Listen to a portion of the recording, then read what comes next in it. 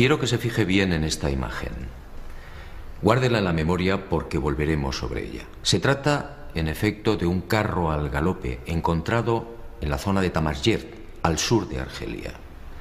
Una pintura como otras que iremos viendo, que guarda una estrecha relación con la historia que quiero contarle. Otra historia oficialmente imposible, que no será del agrado de los arqueólogos ortodoxos. Pero la verdad, como usted sabe muy bien, no es patrimonio de nadie. Sígame y juzgue por sí mismo.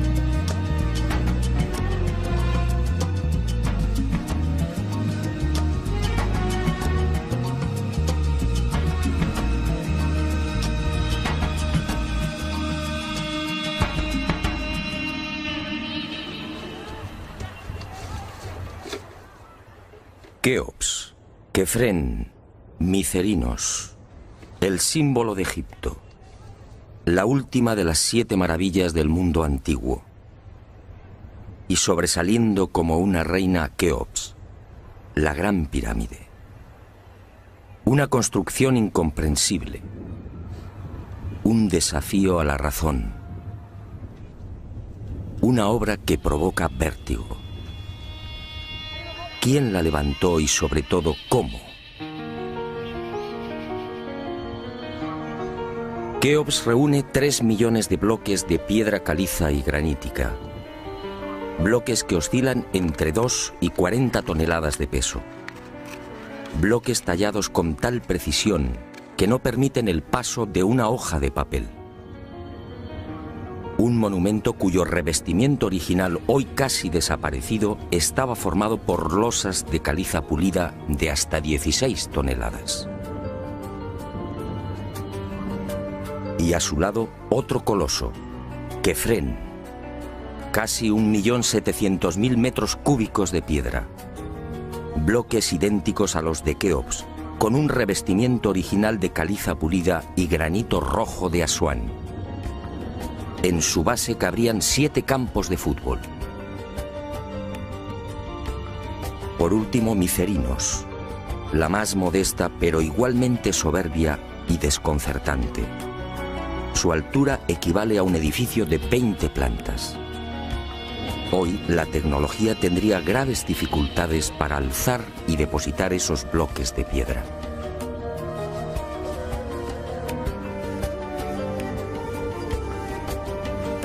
A la vista de estas mareantes cifras, el mundo se pregunta, ¿cómo lo hicieron? Para la arqueología oficial no hay duda. Las pirámides de Giza fueron obra de los faraones y se levantaron hace 4.600 años. Los bloques fueron trasladados desde las vecinas canteras de Tura y Mojatán, a escasos kilómetros del Cairo, y encajados en los respectivos monumentos mediante el uso de gigantescas rampas. Rampas, dice la arqueología, por las que miles de obreros empujaban los bloques con el auxilio de rodillos de madera.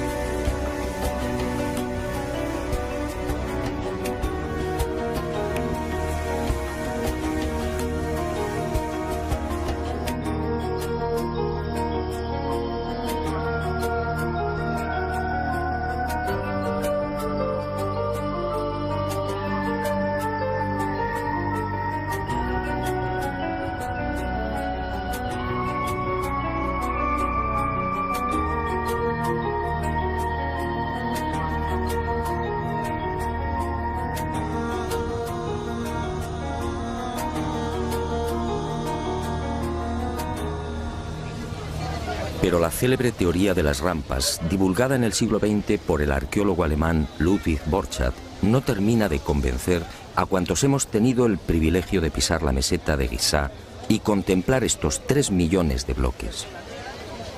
Y son 2 las razones que ponen en entredicho la versión oficial.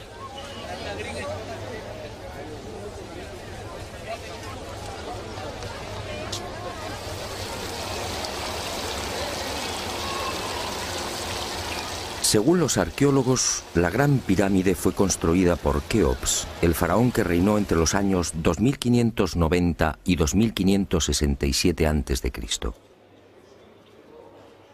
Basta un sencillo cálculo para comprobar que en esos 23 años de reinado, los trabajadores tuvieron que mover y elevar hasta las correspondientes hiladas un total de 357 bloques por día. 357 moles de piedra con pesos que oscilan entre 2.000 y 40.000 kilos. 357 gigantescos sillares en 12 horas. Es decir, un bloque cada 2 minutos. Por mucha mano de obra que pudiera reunir Keops, la empresa en cuestión resulta más que dudosa. Y no solo por el arduo problema de organización, sino sobre todo por las evidentes dificultades técnicas a la hora de izar y encajar estos monstruos de caliza, granito y mármol. Los arqueólogos más conservadores se defienden escudándose en lo escrito por Heródoto en el siglo V a.C. Según el padre de la historia, los bloques eran levantados de grada en grada con el concurso de una serie de máquinas formadas por maderos cortos. Esto, al parecer, fue lo que le contaron los sacerdotes durante su visita a Egipto. Pero la narración del escritor griego no constituye un punto de partida sólido y fiable. En el 450 a.C., cuando Heródoto recorre el Nilo, habían transcurrido 2000 años desde la supuesta construcción de la Gran Pirámide por Keops.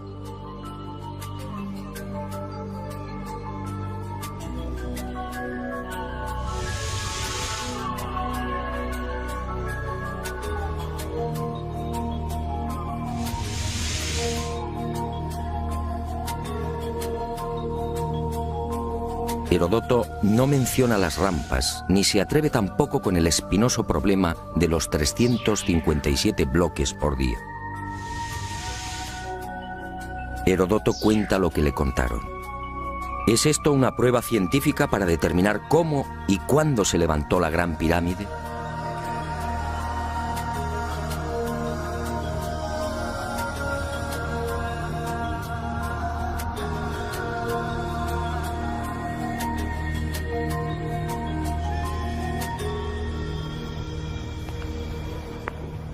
Pero existe una segunda razón de mayor calado que hace dudar de lo establecido por la arqueología.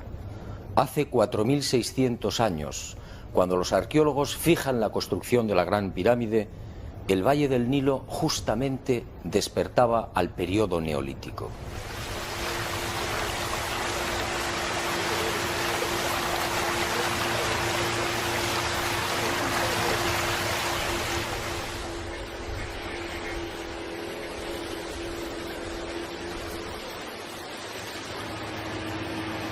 En otras palabras, tanto en el sur, en el Alto Egipto, como en las regiones del Fayum y del Delta Occidental, los habitantes malvivían en chozas de juncos y adobe.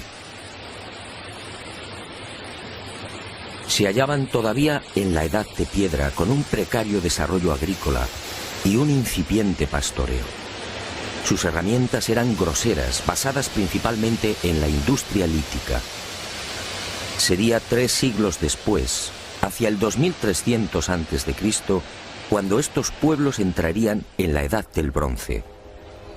Y surge la primera gran contradicción. Si Egipto cambia la piedra por el bronce en el 2300 a.C.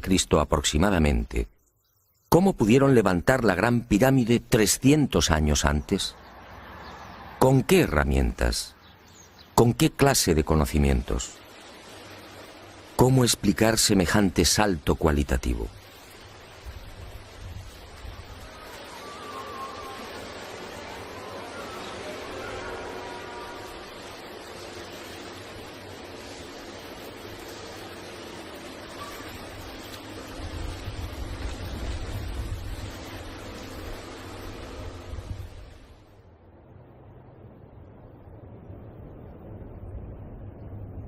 Nadie en su sano juicio y con un mínimo de información puede aceptar que esta maravilla arquitectónica fuera obra de unas gentes primitivas que ni siquiera conocían la escritura.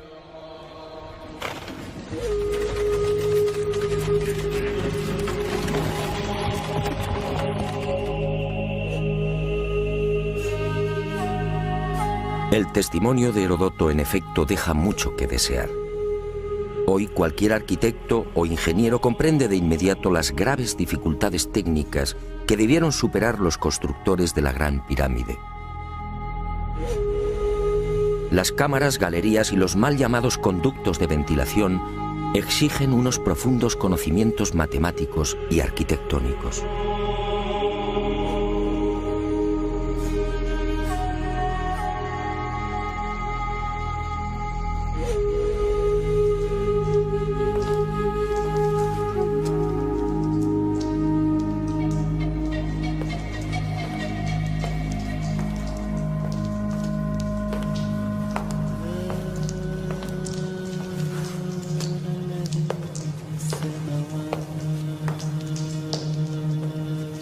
Basta echar un vistazo a las toscas herramientas con las que, según los arqueólogos, se construyeron las pirámides para comprender que algo falla en esta historia.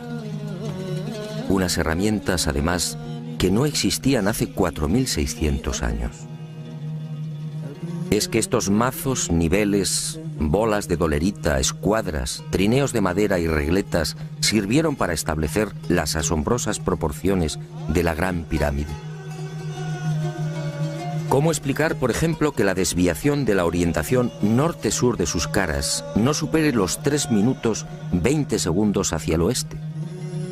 ¿Cómo explicar la increíble perfección de la angulación de los bloques de revestimiento? Hoy solo podríamos alcanzarla con instrumentos ópticos.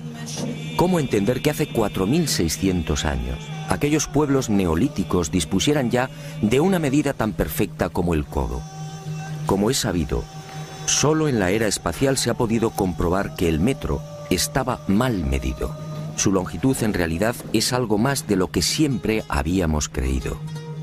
El metro exacto tiene una longitud de 1.047. Pues bien, 2 codos egipcios equivalían exactamente a 1.047. El metro de la era espacial. ¿Cómo lo lograron? Pero las dudas y contradicciones no terminan ahí. Hasta el día de hoy nadie ha logrado explicar satisfactoriamente el sistema de iluminación utilizado a la hora de construir las pirámides. Las tradicionales antorchas no sirven. No hay restos de hollín en techos o paredes. En cuanto a la fórmula de los espejos, reflejando la luz solar hasta lo más profundo, tampoco resiste un análisis medianamente serio. El movimiento del Sol obligaría a los constructores a una penosa labor de permanente rectificación.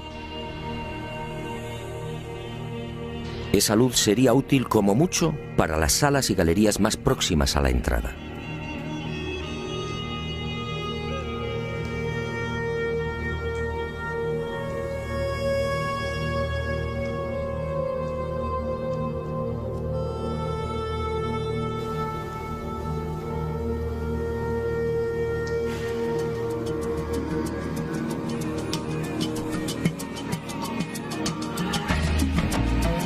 Las explicaciones de los arqueólogos tampoco convencen cuando alguien pregunta por el método utilizado para cortar los enormes bloques de granito.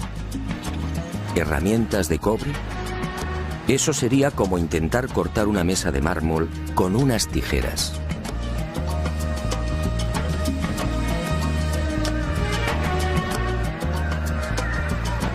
Y otro tanto sucede con el asombroso y enigmático pulido de los vasos de diorita y granito. ¿Qué clase de taladro utilizaban para que la cara interior ofrezca el mismo pulido que la exterior? ¿Cómo lo lograban si por las bocas de estos panzudos vasos no cabe siquiera la mano de un niño? Y otro detalle estremecedor. Al examinar el pulido de estos vasos y platos, los expertos han comprobado que a cada vuelta la presión ejercida era 500 veces mayor que la obtenida en la actualidad con los poderosos taladros de punta de diamante artificial. Y de nuevo la gran interrogante. Si muchos de estos vasos han sido fechados en el 2600 a.C., ¿quién los fabricó? ¿El hombre de la edad de piedra? Evidentemente no.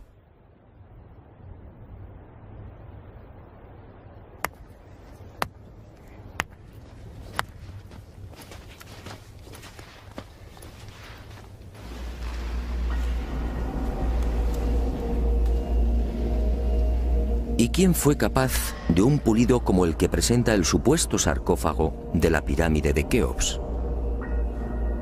El acabado en el bloque de granito resulta imposible para un hombre del Neolítico. Mientras las esquinas aparecen absolutamente cuadradas, el índice de imperfección de la superficie del sarcófago no llega a 2/10 milésimas de pulgada. Es decir, la 10ª parte del espesor de un cabello humano. Esa perfección en el trabajo sobre la negra y dura diorita alcanza su máxima expresión en la estatua del citado faraón Kefren, hallada en el Templo del Valle, junto a la pirámide que lleva su nombre. El pulido de la misma es tal que solo cabe el silencio. Nadie sabe, nadie entiende cómo se logró semejante belleza hace 4500 años. ¿Y cómo explicar la técnica empleada para la ejecución de estas perforaciones? Son perfectamente visibles en muchos lugares del Egipto faraónico. Aquí, en la entrada real de la pirámide de Keops, tenemos una muestra. Para la arqueología no hay misterio. Estos orificios, dicen, se conseguían mediante la introducción en la piedra de un cilindro hueco que al girar cortaba el granito. Pero al examinar la espiral grabada en el interior, algo no concuerda con la versión oficial. La distancia entre línea y línea es de 2,5 milímetros. Nosotros en la actualidad, utilizando taladros con punta de diamante artificial, solo podemos alcanzar 0,05 milímetros por vuelta.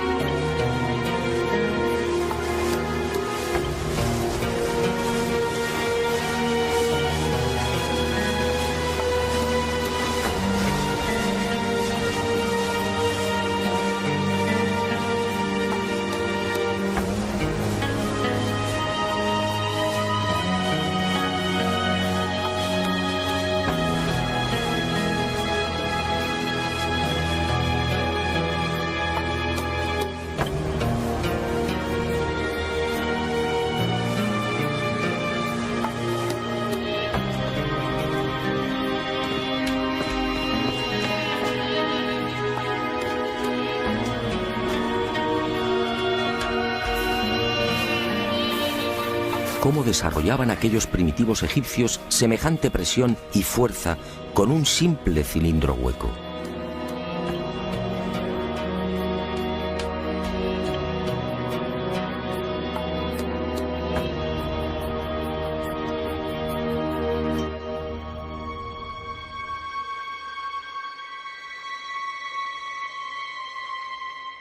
Y aunque algo posterior en el tiempo, también lo descubierto en la tumba de Tutankamón nos deja con la boca abierta.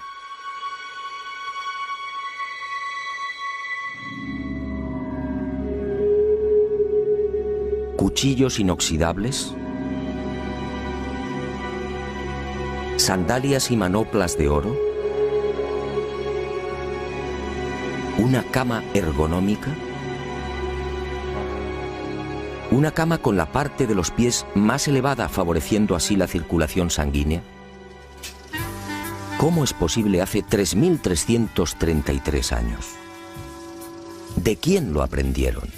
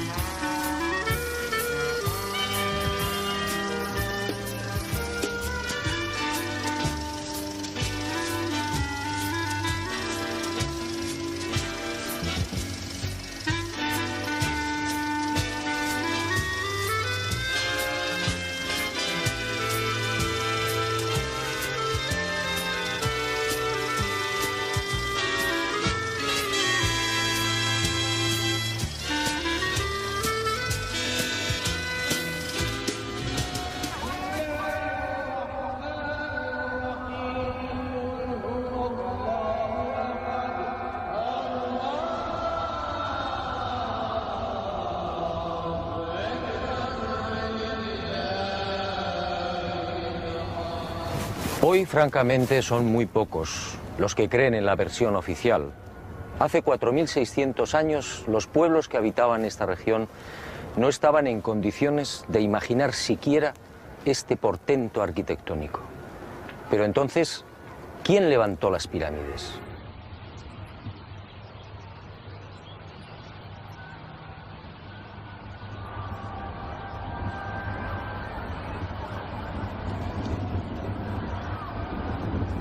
Una primera pista aparece en esta estela de piedra.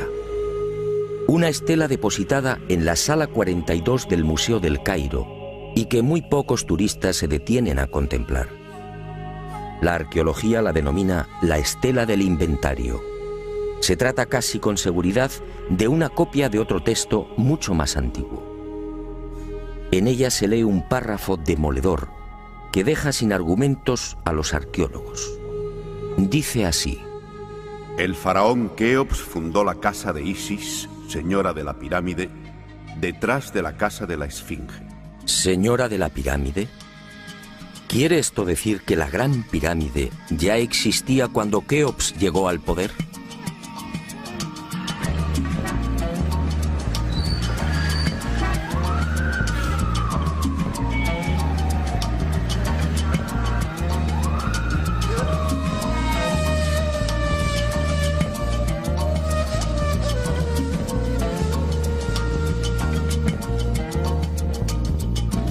La segunda pista, mucho más espectacular, se encuentra a casi 3.000 kilómetros del Cairo. Y hacia allí nos dirigimos.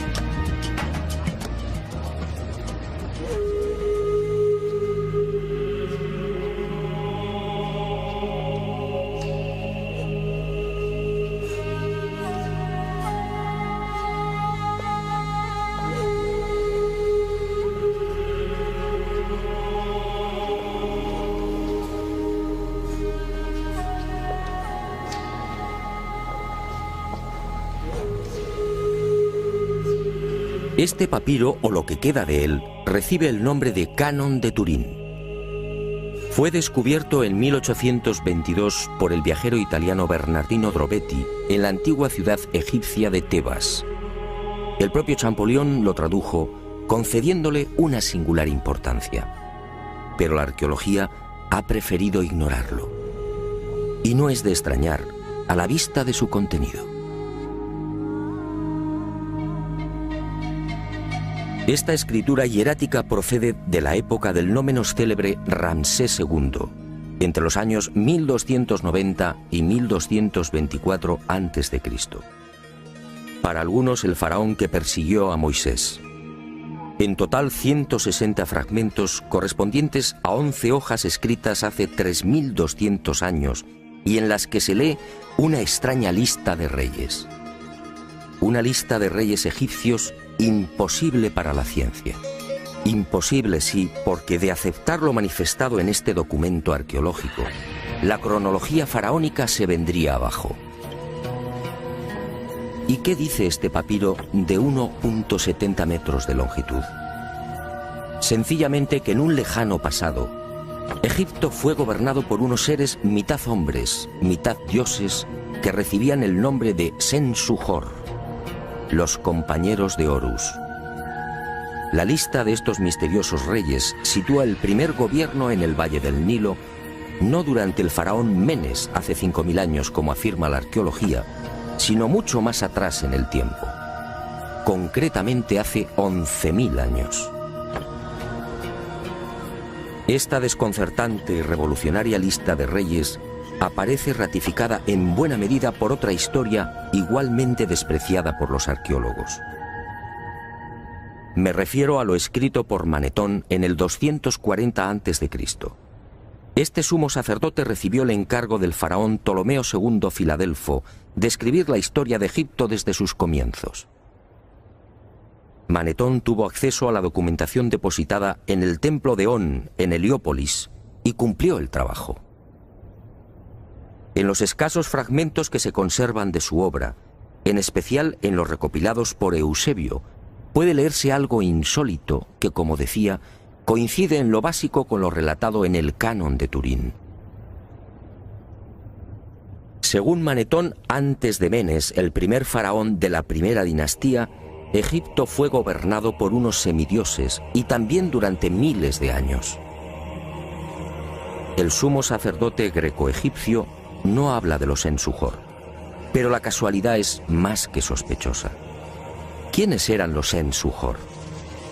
¿Por qué los califican de semidioses?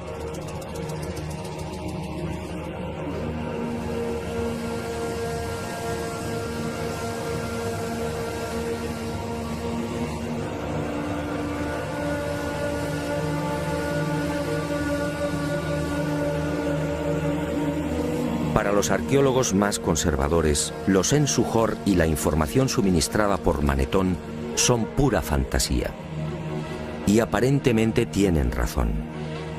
Si Egipto fue gobernado hace 11.000 años, ¿Dónde están las pruebas y los vestigios arqueológicos que deberían delatar a esas culturas?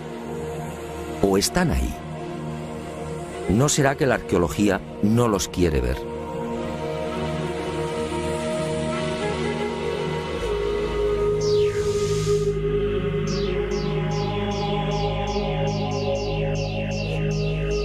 El presente descubrimiento se debe al investigador español Manuel Delgado. Él fue el primero en percatarse de lo que guarda el nuevo Museo Nubio.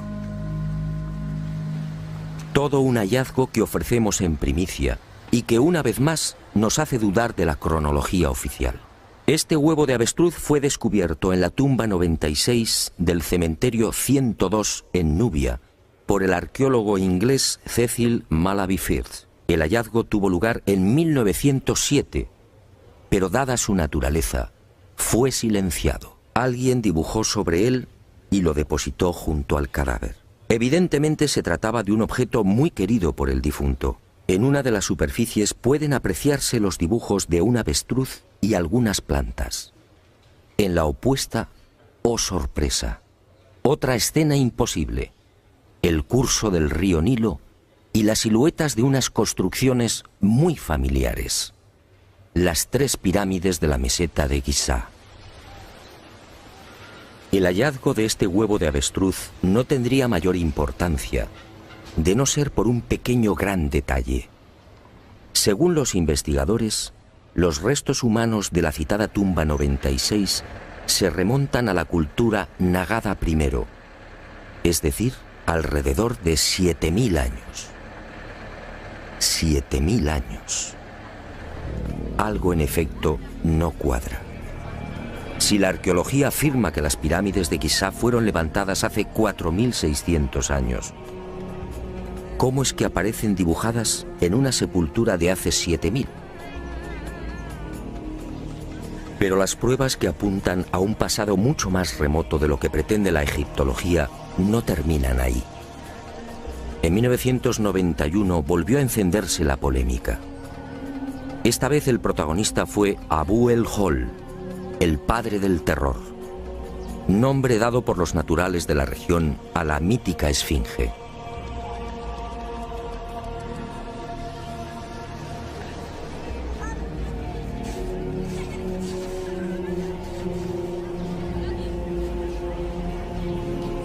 La esfinge, otro monumento emblemático de Egipto construido según la arqueología por el faraón Kefren hace 4500 años.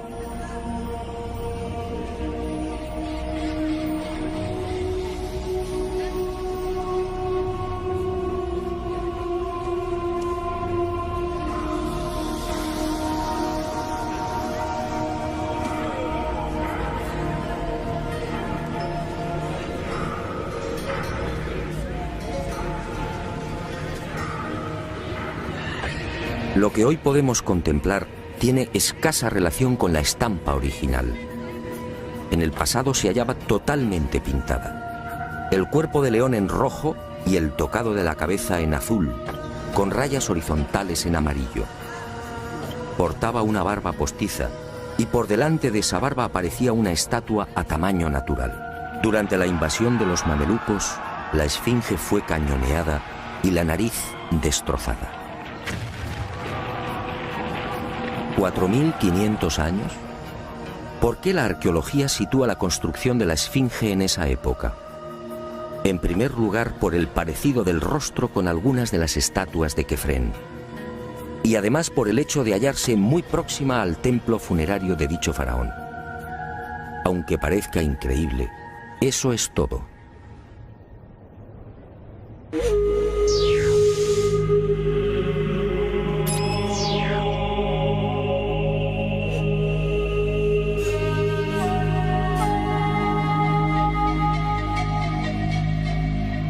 Y en 1991, como decía, los arqueólogos fueron arrinconados de nuevo contra las cuerdas.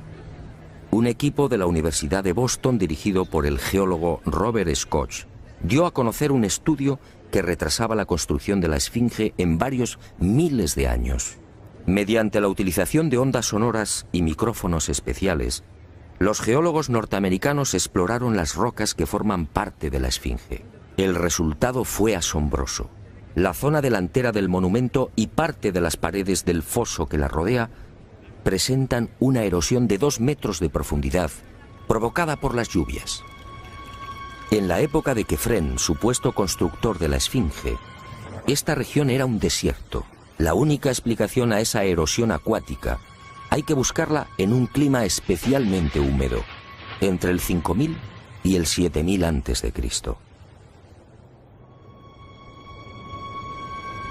Casi mágicamente hemos llegado a un punto que ya fue contemplado en uno de los anteriores capítulos de este planeta encantado. ¿Recuerda?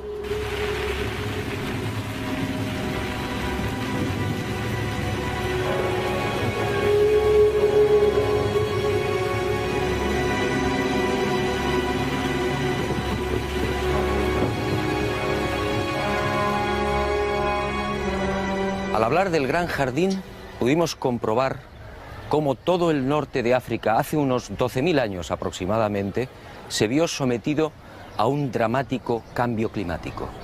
En otras palabras, la Universidad de Boston acertó.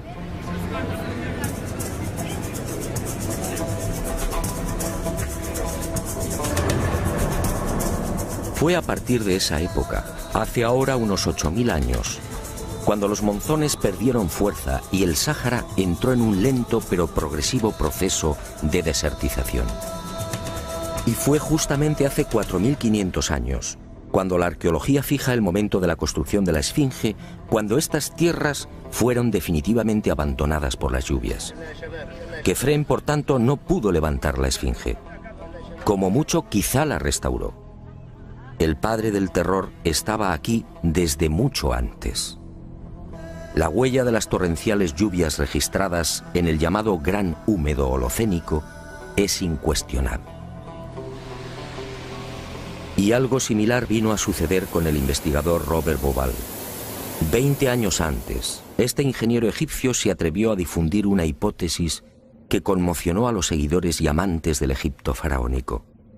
Para Bauval, las pirámides de Giza no son construcciones aisladas. Las tres forman parte de un plan unificado minuciosamente diseñado.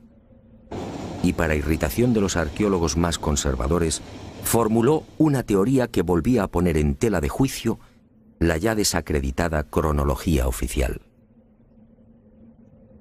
La tesis de Bauval es conocida como la correlación de Orión, es decir, el asombroso parecido en la disposición de Keos, Kefren y Micerinos respecto a las 3 estrellas que forman el cinturón de Orión. Basta trazar una línea entre las 3 pirámides y otra entre las estrellas del cinturón para observar que sendas ubicaciones son casi idénticas. Casi idénticas, sí, pero no iguales. El ángulo de las pirámides es de 172 grados y el de las estrellas de Orión en la actualidad de 181. Bauval se percató de esta pequeña diferencia y tuvo una genial intuición. Con la ayuda de las computadoras retrocedió en la historia y descubrió que la alineación de las estrellas del cinturón de Orión coincidía con la de las pirámides hace 12.500 años. ¿No son demasiadas coincidencias? Por un lado, la geología demuestra que la Esfinge tuvo que ser construida en pleno Gran Húmedo, es decir, hace más de 9.000 años. Por otro, el papiro de Turín y Manetón aseguran que unos semidioses gobernaron el valle del Nilo hace 11.000 o 12.000 años. Quizá más. También el huevo de avestruz hallado en la tumba 96 en Nubia nos dice que las pirámides existían ya hace 7.000 años y la tesis de Bauval pone punto final, insistiendo de nuevo en esa misteriosa fecha. 12.500 años.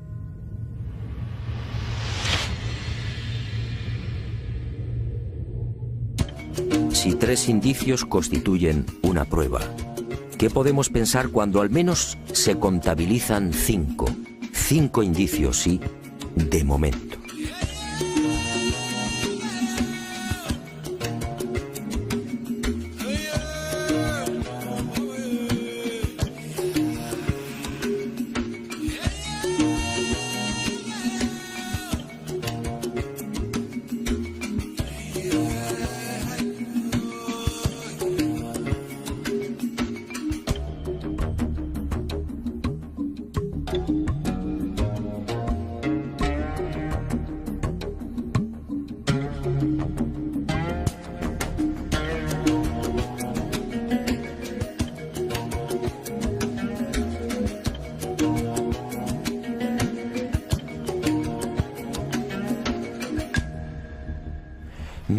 Las pruebas que contradicen la versión de la arqueología oficial no han concluido. ¿Recuerda usted esta pintura? Fue descubierta en el Tassili argelino. Según los arqueólogos, tiene una antigüedad aproximada de 5.500 años, probablemente mucho más. Se trata, en mi opinión, de un carro egipcio. Pero ¿cómo es posible? ¿Un carro egipcio a 2.500 kilómetros del Nilo? ¿Un carro egipcio antes de que existiera Egipto?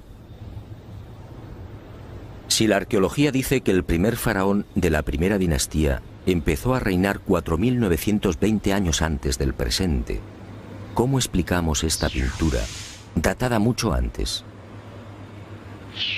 No fue la única. En mis investigaciones por el Sáhara pude descubrir cientos de ellas. En 1982, una síntesis de los trabajos de Henry Lott sacaba a la luz un total de 600 carros pintados o grabados. A estos hay que sumar otros 400, distribuidos por Mauritania, Marruecos, Argelia, Libia, Mali y Níger. Más de 1.000 carros pintados o grabados a 2.000, 3.000 y 5.000 kilómetros del Nilo. ¡Qué extraño! Carros y conductores típicamente egipcios. Perfiles, tocados y vestiduras son elocuentes. Carros y personajes egipcios en el corazón del Sáhara. Cuando interrogué a los arqueólogos, la mayoría se encogió de hombros. A decir verdad, estas pinturas no son cómodas. Algunas han sido fechadas en una época en la que, según la arqueología, carros y caballos no habían hecho acto de presencia en Egipto. Otras, como las del Tassili o el Fesán libio, son mucho más escandalosas.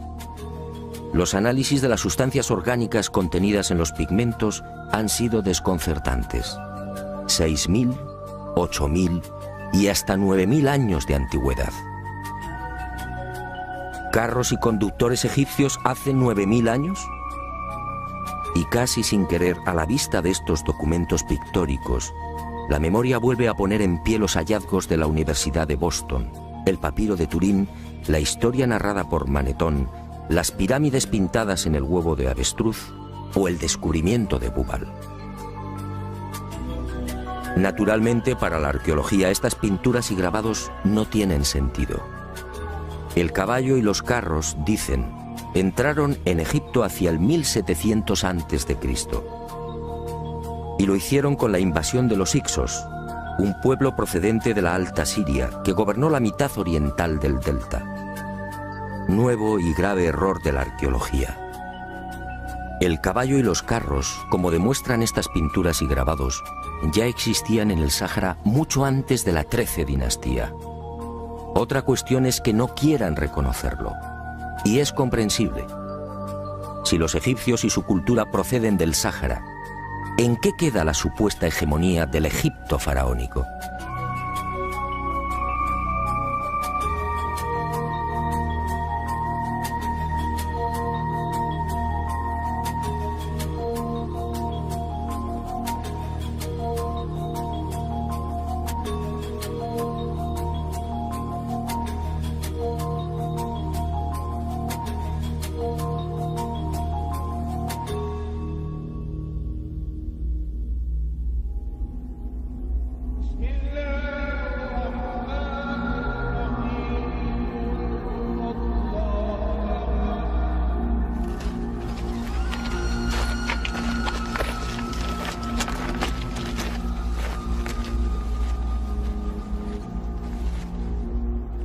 Pero las imposibles pinturas egipcias en el Sáhara, a 2.500 kilómetros del Nilo, no se limitan a carros al galope.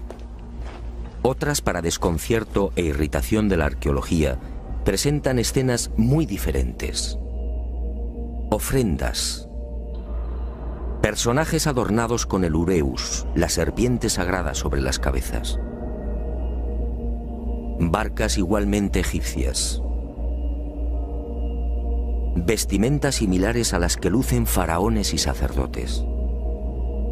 Individuos de perfil al más puro estilo egipcio. pinturas todas ellas muy anteriores al Egipto faraónico.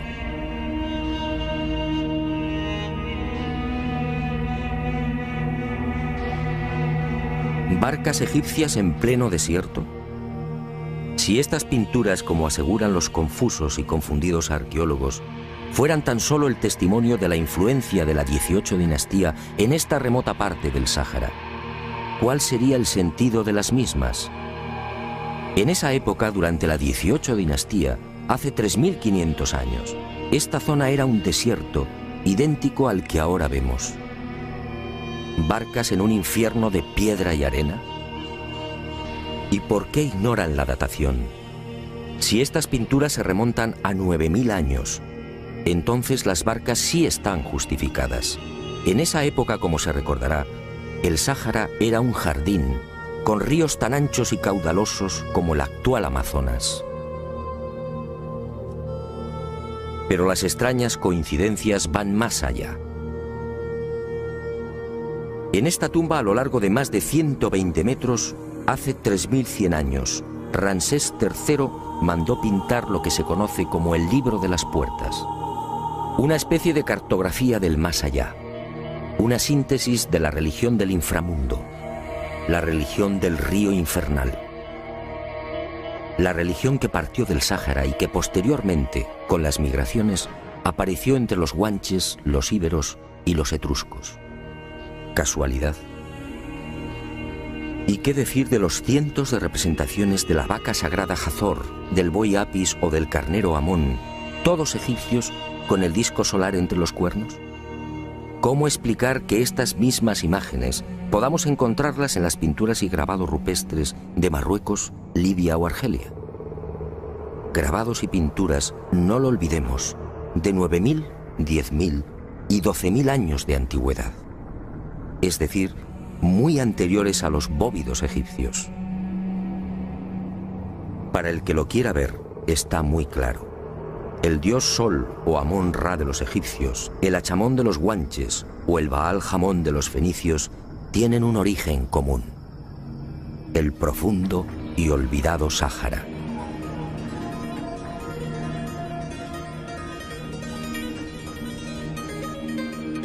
Puede que Herodoto y Diodoro de Sicilia tuvieran razón. Egipto, el Egipto faraónico, fue obra de los dioses. Ha llegado el momento de ser valiente. Para mí, hace 9.000 o 10.000 años, quizá más, alguien no humano descendió en el gran jardín, en el Sáhara Azul, y puso en marcha una gran cultura. Una civilización intuida en una lengua, una religión y unas costumbres comunes.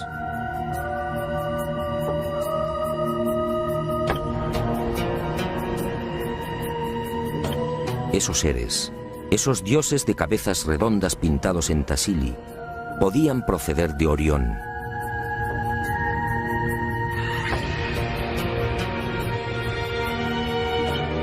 Y ellos, o sus descendientes, levantaron estas magníficas e imposibles construcciones.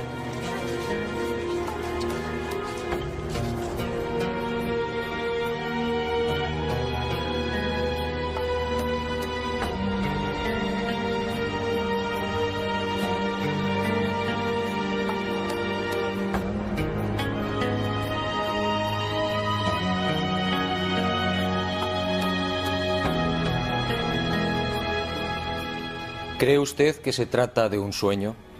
Schopenhauer decía que toda verdad, al nacer, es ridiculizada y perseguida. Demos tiempo al tiempo. Algún día el hombre se verá obligado a escribir de nuevo la historia.